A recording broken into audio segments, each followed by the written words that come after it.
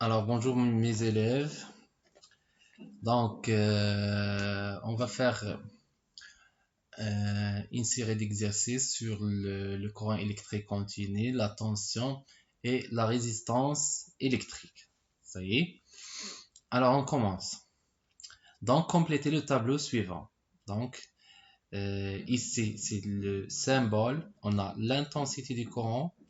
Il faut donner son symbole, donner l'instrument de mesure de l'intensité du courant et l'unité de mesure. Ça y est. Alors, l'intensité, son symbole II. Intensité. Ça y est. On a I. Intensité. Instrument de mesure, c'est l'ampère-mètre. Ça y est. C'est l'ampère-mètre. L'ampère-mètre. C'est l'appareil de mesure. Donc, on symbolise l'ampère-mètre, c'est comme ça, c'est le symbole normalisé de l'ampère-mètre, ça y est. Donc, il est polarisé, donc on a plus et moins, ou bien comme. Ça y est. Donc, c'est l'appareil de mesure par lequel on mesure l'intensité du courant. L'unité de mesure, on a l'ampère-mètre, c'est l'appareil, alors l'unité, c'est l'ampère. Donc son symbole est A. Il y a d'autres unités comme le milliampère, le kiloampère, donc, et le microampère, tel que les kilos, c'est 1000 ampères, le milli, c'est 1 sur 1000 ampères, ou bien 0,001 ampères, et le microampère, c'est 0,50 et 1. Donc, c'est 10 à la puissance moins 6 ampères. Pour la tension, son symbole est U. Son instrument de mesure, c'est le voltmètre. Ça y est, c'est le voltmètre. Le symbole de voltmètre dans le circuit, c'est V. Donc, c'est moins ici. Ou bien comme. Et ici, le plus. Il est polarisé. Donc, l'unité de mesure, c'est le volt. V. Donc, il y a le millivolt, le microvolt, le kilovolt. C'est la même chose pour l'ampère. Alors, la résistance électrique, son symbole est R, résistance, ça y est, intensité I. Alors, instrument de mesure, c'est l'ohmmètre. L'ohmmètre. Et l'unité de mesure, c'est l'ohm. L'unité, c'est l'ohm. Son symbole est oméga. Là, c'est le volt. Son symbole est V. Ça y est. Donc, on passe à l'exercice numéro 2. Donc, si vous voulez, le symbole de l'ohmmètre, c'est comme ça. Alors, complétez les phrases suivantes. Pour mesurer une tension, on utilise, donc pour mesurer, c'est-à-dire on utilise l'instrument de mesure qui s'appelle le voltmètre. Un voltmètre qui est placé donc elle est branchée, donc c'est le voltmètre, elle est branchée en dérivation. Vous voyez, en dérivation ou bien en parallèle. Vous voyez, on dit en dérivation ou bien en parallèle. Vous voyez. Par contre, l'ampèremètre, il est branché en série. Ça y est, il est branché en série dans un circuit électrique qui est placé en dérivation pour le voltmètre. En dérivation ou bien en parallèle. C'est la même chose. Ça y est. Si on a un circuit électrique, comme ça, simple, et on veut mesurer la tension entre les bords de la lampe, on place un voltmètre parallèle ou bien en dérivation avec la lampe. Le symbole normalisé de est, elle est indiqué l'intensité du courant électrique. Et de l'ampère-mètre est comme ça, il indique l'intensité du courant électrique. Sur un multimètre, on observe les calibres suivants: 2 mV, 20 mV, 200 mV et 10 ampères. Quel calibre doit-on choisir pour effectuer la mesure de l'intensité qui donne une valeur de 0,15 ampères? Alors, c'est pas le millivolt, il faut rectifier. C'est milliampères, milliampères, milliampères et ici ampères. C'est un multimètre, on veut donc choisir, on doit choisir donc quel calibre on doit choisir pour effectuer la mesure de l'intensité qui donne une valeur 0,15 ampères. Donc 0,15 ampères, combien en milliampères? Il faut multiplier par 1000, c'est 150 milliampères. Alors quel est le calibre doit-on choisir pour mesurer cette intensité? Donc le calibre doit être supérieur à l'intensité mesurée, 150. Alors on peut choisir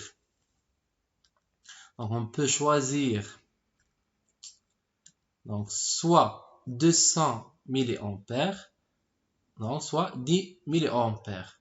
Mais la plus proche, c'est 200 milliampères. Ça y est. Donc le calibre qu'on peut choisir pour effectuer cette mesure, c'est 200 milliampères.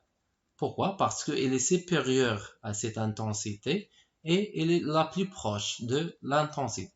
Il faut que le calibre supérieur strictement à l'intensité ou bien égal à l'intensité et la plus proche de cette intensité. Alors on peut elle doit choisir le calibre de 100 milliampères.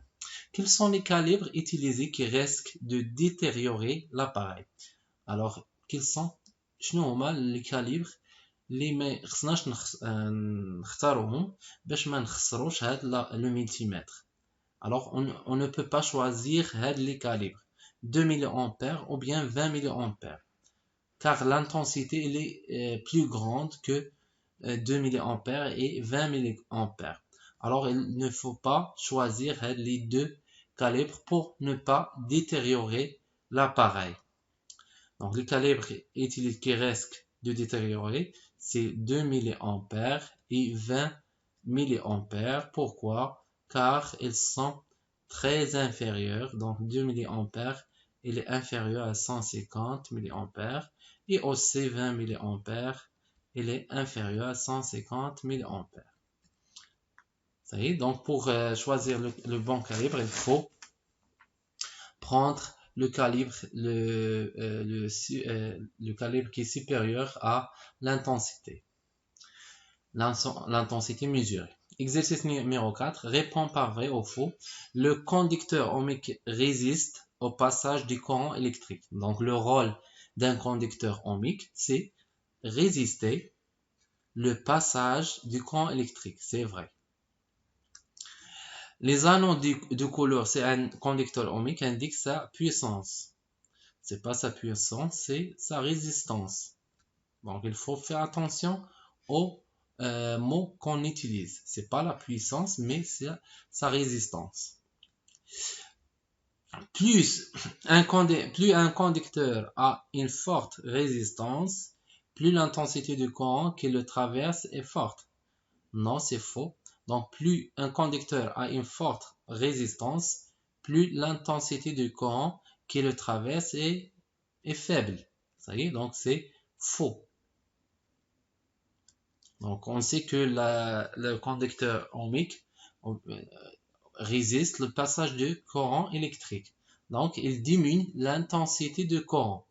Plus que une résistance est forte, alors que l'intensité est faible.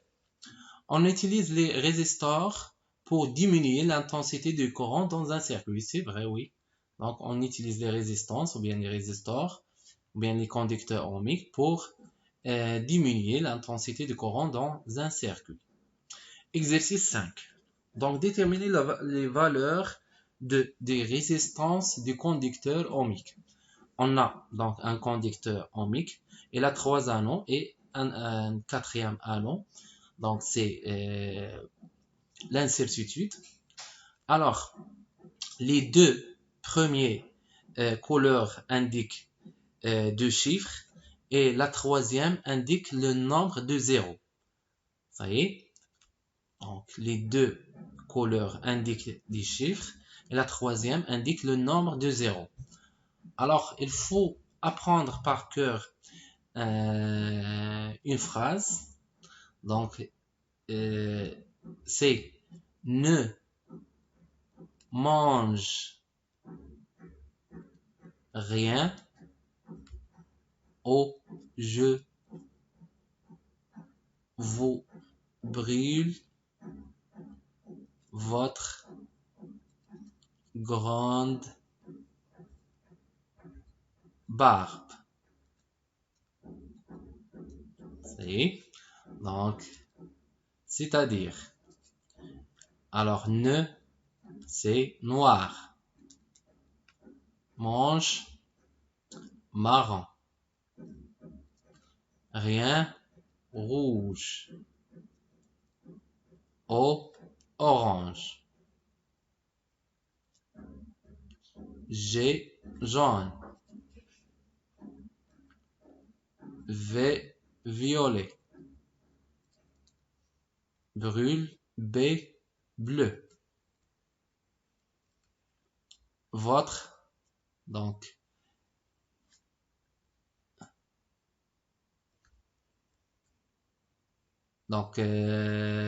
c'est le vert, je pense. Le vert. Et grande, c'est le gris. L, B, c'est blanche. Ça y est. Donc, noir, marron, rouge, orange, jaune, violet, bleu, vert, gris, blanche. Donc, noir, c'est 0. Le marron, donc, je vais écrire par le rouge pour. Donc, le noir, c'est 0. Marron, 1. Rouge, 2. 3. Orange. 4. Jaune. 5. Violet. 6. Bleu. 7. Vert. 8. Gris. Et 9. Blanche. Le violet.